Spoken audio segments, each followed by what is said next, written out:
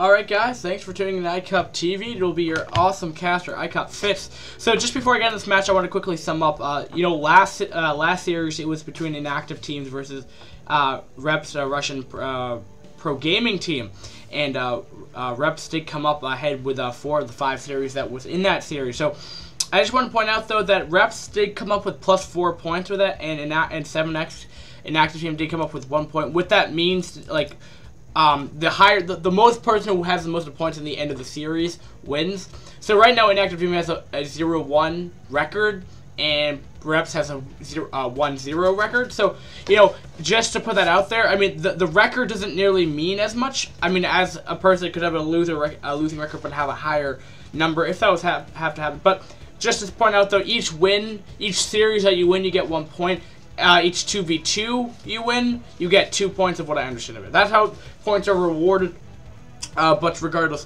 Now, also, just moving on, aside from that, my goal is to cast every single game. I want to get as much content, I want to get as much iCup out there as possible, Clan League out as possible. But I did some math right here. Now, just bear with me for a second. There's 9 weeks of this. I'm not even sure if that's including semifinals and finals, but 9 weeks of the regular season. I'm not sure if it just ends right up there, but 9 weeks. So each week there's 3 divisions. Each of those divisions has 5 matchups. Each of the 5 matchups has can have up to 15 replays. And the average replay length of what I've seen with Brood War matches is around 25 minutes, a little less, a little more, depending on what you see. Now, if you go do the math right there, that is equivalent to about 845 hours, or the equivalent to 5.03 weeks straight of casting. That's kind of ridiculous. So this might be a little too big for me, but I'm going to try to do it anyway. Also, if you convert that into the amount of games that you play, that is over 2,000. It's 2,025 games. If this is max, so this is the max amount of time that I would ever take. Now, and then divide that by 5, because I normally do 5 replays every day. That is over 400 days, my friends. So this might take a while, but regardless, I hope you guys are gonna enjoy this because it means more Brood War casting, which means more amateur stuff. But I will obviously do more tournament stuff. But my goal is to do as much Clan League as possible. And without further ado. Also, keep in mind, though, that 845 hours is just the recording, not the rendering and not the editing to the archive. But regardless, hopefully we can get some more casters in this mess and do that. So, the map will be Fighting Spirit. Let's start this little matchup. Spawning in the top right, it will be our Yellow Terran. And this will be week 1 of Clan League IC Cup Clan League Season 20. And it will be Division A versus Disturbed Minds versus Noob's team. So competing for it will be in the top right. It will be Disturbed Minds Noise. It will be our awesome Yellow Terran. Spawning in the bottom right, it will be our white Protoss player. It will be Noob's team's favorite, which I'm not really quite sure if it's their favorite player, but regardless, the map will be Fighting Spirit. I hate this map. It's a very generic map, which means you don't really see a lot of creativity on this map, but not to say you won't see it, but it's just what I have seen.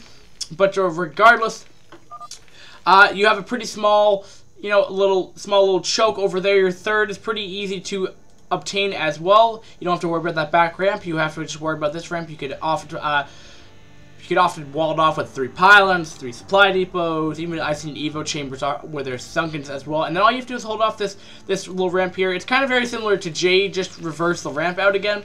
I always say it's a reverse Fighting Spirit because Fighting Spirit's a very, very well-known map. And we will have cross position, so I don't think we're going to be seeing any kind of cheese out of either player right now. So keep that in mind as well. Coming up as well right here, and we'll be seeing a gateway. Now we'll be seeing gas coming up soon. That will kind of dictate where Noise is actually coming from with this. Where Favorite's coming from. Also, for Noise, just for a quick little sum up version, his TVP is 49.3%, so about 50-50 for sure right there. So definitely not really anything to worry about. Anything you can really dictate off of that as well, or really analyze off that. It's pretty 50-50 clear cut. When right. He's been playing since Season 22, according to this account. I don't know if Noise has been playing on other accounts or not, but that's what I that's what I do know, at least on his clan account. Sometimes Brood War players will have multiple accounts. I don't know why they do have it, just to maybe to signify that they're working for one specific place, but one specific clan, one specific tournament that might happen. But he might just play on this for Clan League. Who knows?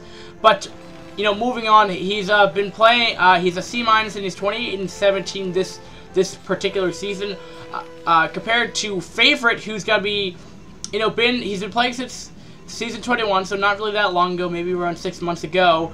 And we'll be seeing a standard Cybercore coming up as well right here. And he was a 2v2 player mainly last season. He was an A- 2v2 player, and now he's B-, you know, 47 and over 13. So definitely has a really high win ratio for that. Now we'll have to see that win ratio is pretty high, you know, compared to the 28 wins versus 17 losses of Noise. The Noise has a pretty much a generic, more of a unskewed of what I'd like to call it, win record, because sometimes in Brood War you'll see accounts that have it's like 102, which, you know, it just makes me think like why that happens. I think it's just because of like the skill factor is so different, but we can definitely say that Noise is more of a yeah, I wouldn't say weaker player, but he just plays higher level players. He may not skew his account to make it look much better. So again, sometimes Brood War stats are hard to come by, but it looks like we're seeing a one factory fast expand coming out of Noise right here, so we'll have to see right here and what that's going to entail. Will he be going for a fast expand, or would he go for a 2-gate? Either way would really happen, and we'll see being ranged a 1-gate Dragoon pressure. It's probably going to be standard, probably going into an expand after that 1-gate FE with Dragoon range. It tends to be, you know, standard opening, especially with cross positions, so you're not really going to have to worry about too much. Now, Terran is looking to, he's doing a 2-factory opening, so I don't think he's got, well, he's going to be doing that, right was he going to say when he wasn't going to do that push with the tank, he's going to go for it anyway.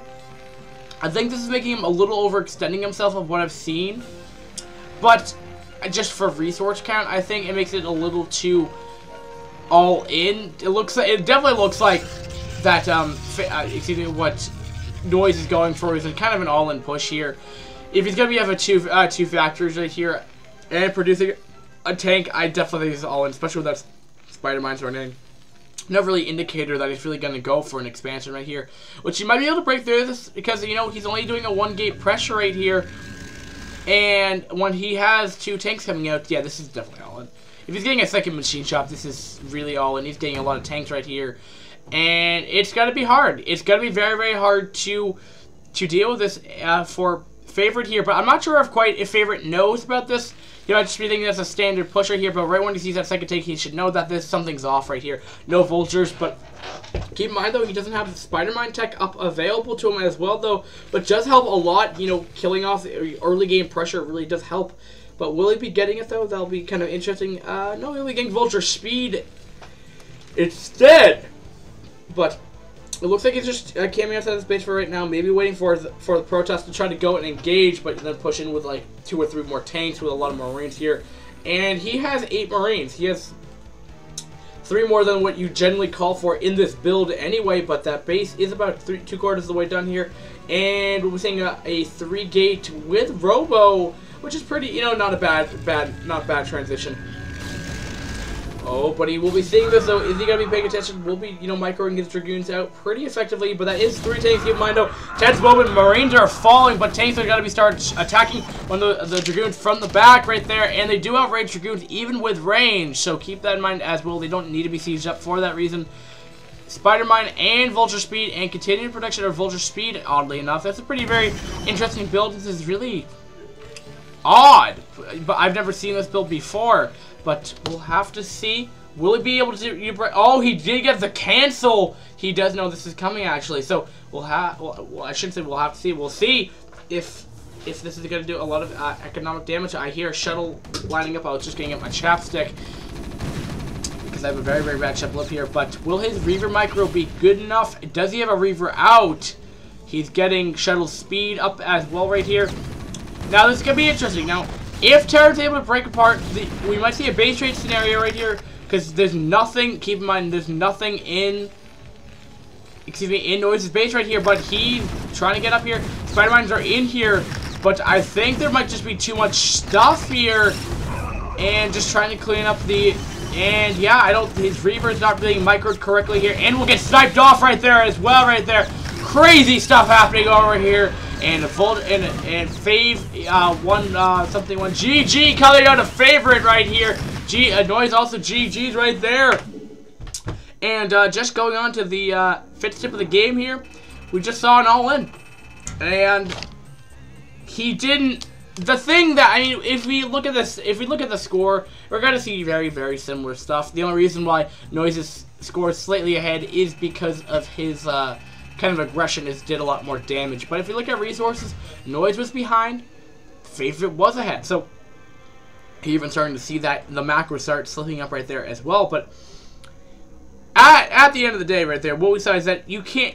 The aggression's gonna happen at some point. You can't really stop an all-in from attacking. So what you have to do is you have to be able to maneuver your units in such a way that you can deal with it. It's like learning how to deal with a 6-spool. You have to be able to position your SCVs, probes, drones in a way that they can't get up your ramp, and then you have your Hydra or whatever, goons, Marines, you know, attacking them. That's the same thing. What you have to do with this is a little more interesting, very, very well thought out rush. But I think the all-in was a hard counter to a 1-gate expand, first off, so that makes it that much more harder to deal with. So I think we just straight up saw a hard counter. But if we want to say what he might have been improved on in this game, any way of getting hard countered, because that does occasionally happen, and it's like we saw in this game. I think what would have possibly done the issue right here was he didn't get that Reaver. If he was able to correctly meet a Reaver control, he could have killed off the Marines, which could attack the air, and then just, you know, continue Reaver micro around. You know, he wasn't attacking the mineral line, so he was still able to produce scarabs and whatnot. So I think he was going to be okay. He did cancel the Nexus, which I think that was okay. I think canceling the Nexus was a smart idea. I think it's just, though, he needs to be able to get better scouting information. He kind of, if he should have seen that push coming, you know. Fighting Spirit, again, is a pretty big map, so he should have had the reaction time to think, okay, there's 3 tanks coming down, what should I do? I should cancel my Nexus and continue to produce units, like goons on the higher ground, because keep in mind, he doesn't have siege mode, so keep that in mind. But we'll be going on to game number 2, so